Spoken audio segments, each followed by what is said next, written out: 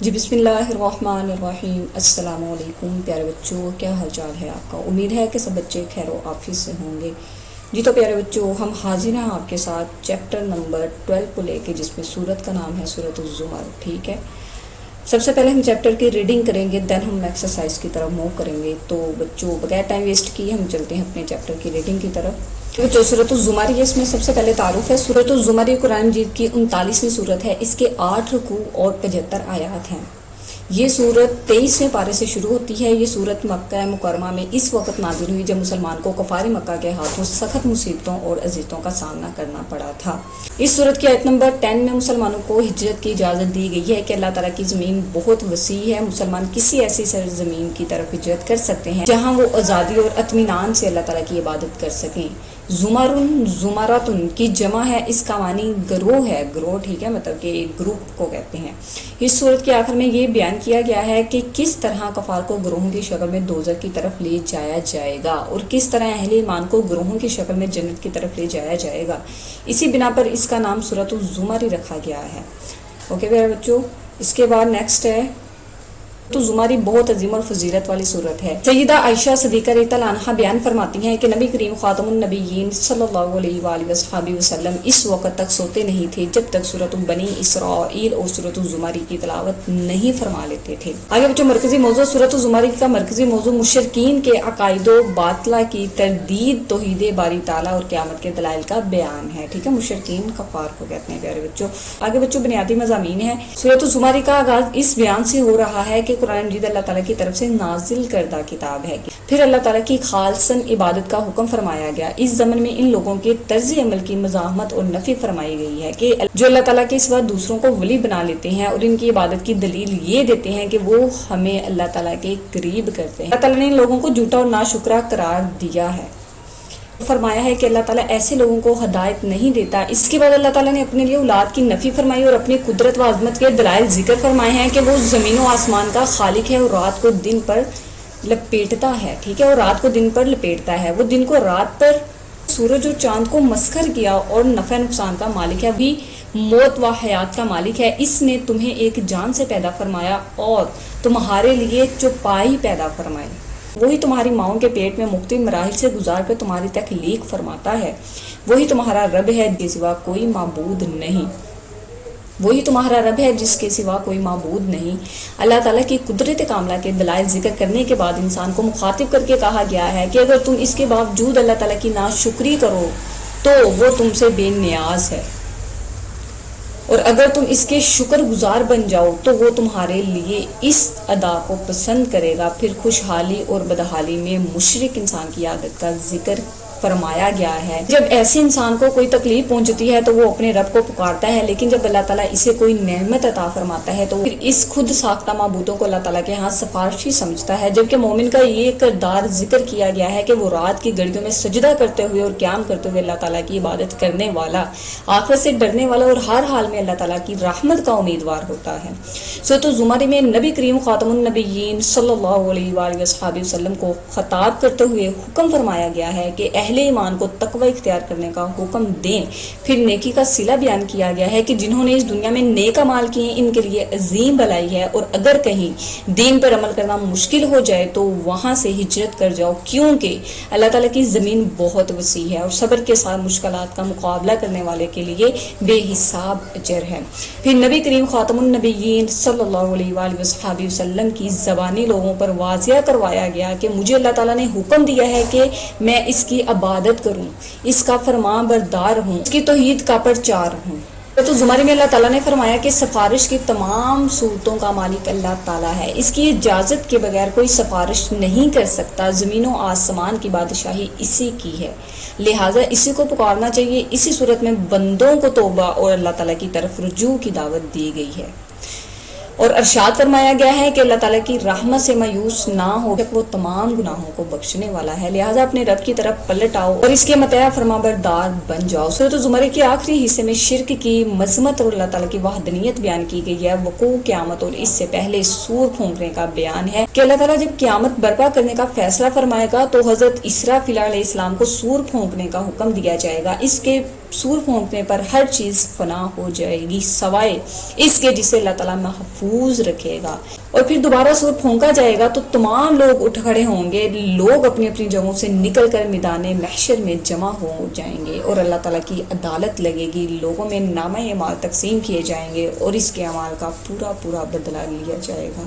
آخری آیات میں جنتیوں کے جنت اور جہنمیوں کے جہنم میں جانے کا ذکر کیا گیا ہے. اس کے بعد بچوں ہماری ریڈنگ جو ہے وہ کمپلیٹ ہوئی اور کچھ دعائیں ہیں جو ہم اب ریڈ کرتے ہیں. پہلی دعا ہے بچوں جھوٹے الزام و مقدمے میں فتح پانے کی دعا. رب انصرنی بما کذبون، اے میرے رب میری مدد فرما کیونکہ انہوں نے مجھے جھٹلا دیا ہے. حصول جنت کے لیے دعا ہے وجعلنی من ورثۃ جنت النعیم، اور مجھے بتا دی نعمتوں والی جنت کے وارثوں میں سے. اس کے بعد بچوں ہم چلتے ہیں. جی بچوں یہ ہماری ایکسرسائز ہے چیپٹر نمبر 12 کی. جی بچوں سب سے پہلے نوٹ ہے ہمارے پاس، اوکے اس پہ ذخیرہ الفاظ ہیں.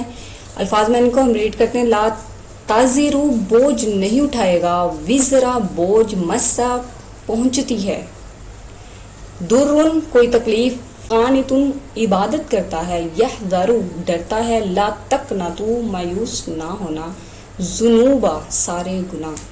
اس کے بعد MCQs ہے ہمارے پاس. درست جواب کا انتخاب کریں. زمارتن کا معنی ہے گروہ، بے اس کا آنسر ہے. سورۃ الزمر میں مسلمانوں کو اجازت دی گئی ہے ہجرت کی، جیم اس کا آنسر ہے. زمین و آسمان کی بادشاہت کا مالک اللہ تعالیٰ کو سمجھنا ہے، عقیدہ توحید، الف اس کا آنسر ہے.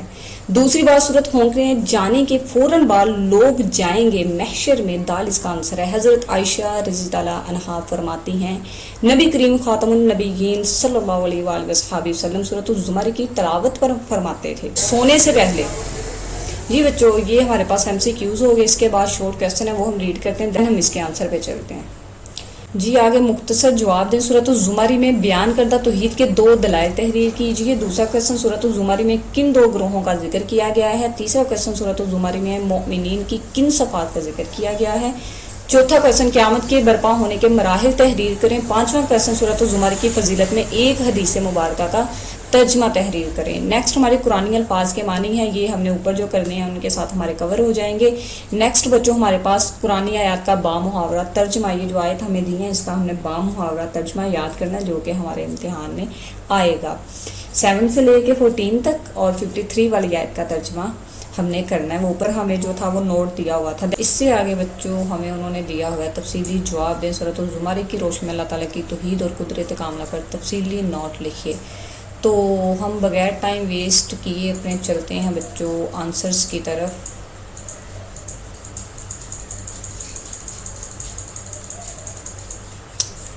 پہلا کویسچن ہمیں کیا دیا تھا بھائی، سورۃ الزمر میں بیان کردہ توحید کے 2 دلائل تحریر کریں.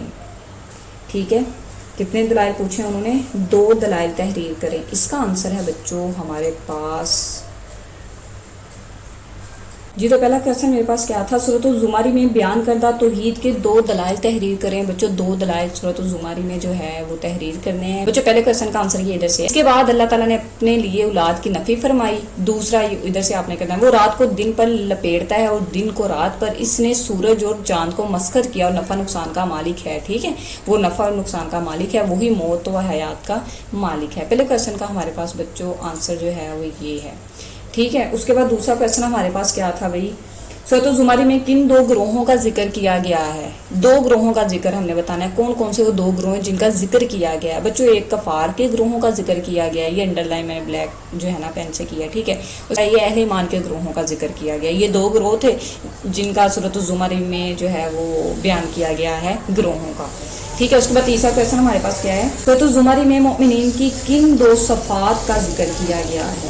ٹھیک ہے، تیسرا کویسچن کیا ہے، سورۃ الزمر میں کن 2 صفات کا ذکر کیا گیا ہے. اس کا آنسر ہے ہمارے پاس پیارے بچوں ادھر سے یہ. ٹھیک ہے، یہ میں نے ہائی لائٹ کر دیا ہے، یہ آپ نے بچوں کر لینا ہے. ٹھیک ہے، وہ رات کی گھڑیوں میں سجدہ کرتے ہوئے اور قیام کرتے ہوئے اللہ تعالیٰ کی عبادت کرنے والا، آخرت سے ڈرنے والا اور ہر حال میں اللہ تعالیٰ کی رحمت کا امیدوار ہوتا ہے. ٹھیک ہے جی. تو اس کے بعد چوتھا کویسچن ہمارے پاس کیا ہے، قیامت کے برپا ہونے کے مراحل تحریر کریں. بچوں چوتھے کویسچن کا آنسر ادھر سے، اللہ تعالیٰ جب قیامت برپا کرنے کا فیصلہ فرمائے گا تو حضرت اسرافیل علیہ السلام کو سور پھونکنے کا حکم دے گا سے لے کے اور ان کے اعمال کا پورا پورا بدلہ لیا جائے گا۔ اس کے بعد پانچواں کویشچن سورۃ الزمر کی فضیلت میں ایک حدیث مبارکہ کا ترجمہ جو ہے وہ تحریر کیجیے، ایک حدیث مبارکہ کا ترجمہ تحریر کیجیے۔ پانچویں کویشچن کا آنسر ہے ہمارے پاس بچوں یہ ادھر سے سیدہ عائشہ صدیقہ رضی اللہ عنہا بیان فرماتی ہیں کہ نبی کریم خاتم النبیین صلی اللہ علیہ وآلہ وصحبہ وسلم اس وقت تک سوتے نہیں تھے جب تک سورۃ بنی اسرائیل اور سورۃ الزمر کی تلاوت نہیں فرما لیتے تھے۔ یہ ہمارے پاس پانچویں کویشچن کا آنسر ہے پیارے بچوں۔ اس کے بعد بچوں ہمارے پاس قرآنی آیات کا ترجمہ، اس کو ہم دیکھتے ہیں پیارے بچوں۔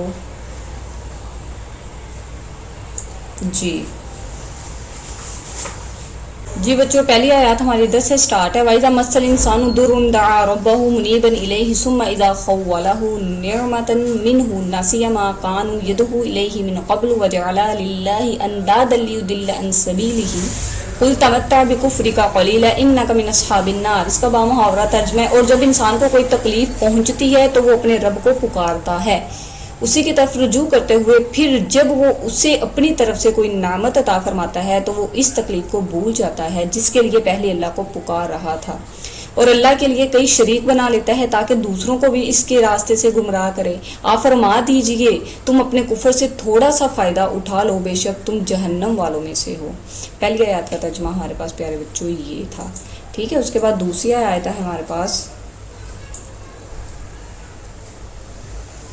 جی بچے، اس کے بعد دوسری آیت ہے میرے پاس، قُلْ إِنِّي أُمِرْتُ أَنْ أَعْبُدَ اللَّهَ مُخْلِصًا لَهُ الدِّينَ، ٹھیک ہے۔ آپ صلی اللہ علیہ وسلم فرما دیجئے بے شک مجھے حکم دیا گیا ہے کہ میں اللہ کی عبادت کروں، ٹھیک ہے۔ اس کے بعد وَأُمِرْتُ لِأَنْ أَكُونَ أَوَّلَ الْمُسْلِمِينَ، اور مجھے حکم دیا گیا ہے کہ میں سب سے پہلا مسلمان بنوں، ٹھیک ہے۔ یہ ہمارے پاس آیات ہے۔ اس کے بعد قُلْ إِنِّي أَخَافُ إِنْ عَصَيْتُ رَبِّي عَذَابَ يَوْمٍ عَظِيمٍ، آپ خاتم النبیین صلی اللہ علیہ وآلہ وصحبہ وسلم فرما دیجئے اگر میں اپنے رب کی نافرمانی کروں تو بے شک میں ڈرتا ہوں ایک بڑے دن کے عذاب سے، ٹھیک ہے۔ اس کے بعد ہمارے پاس آیت نمبر ہے 53۔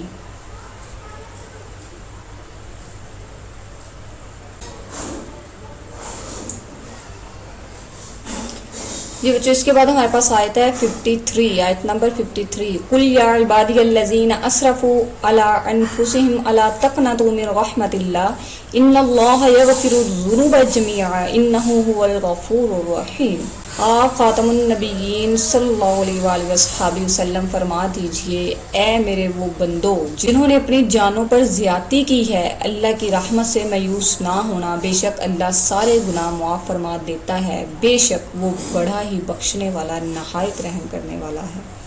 جی بچوں، یہ ہمارے پاس آیت بھی ہوگی کمپلیٹ۔ اس کے بعد لانگ کویشچن تھا ہمارے پاس، سورۃ الزمر کی روشنی میں اللہ تعالیٰ کی توحید اور قدرت کاملہ پر تفصیلی نوٹ لکھیے، ٹھیک ہے۔ اس کا ہم آنسر آپ کو بتاتے جائیں۔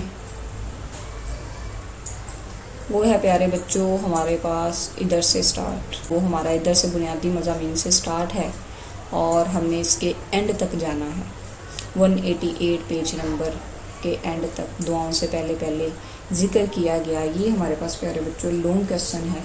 اس کے بعد ہمارا چیپٹر ہوا کمپلیٹ اور امید ہے کہ آپ یہ لیسن اچھے سے یاد کریں گے۔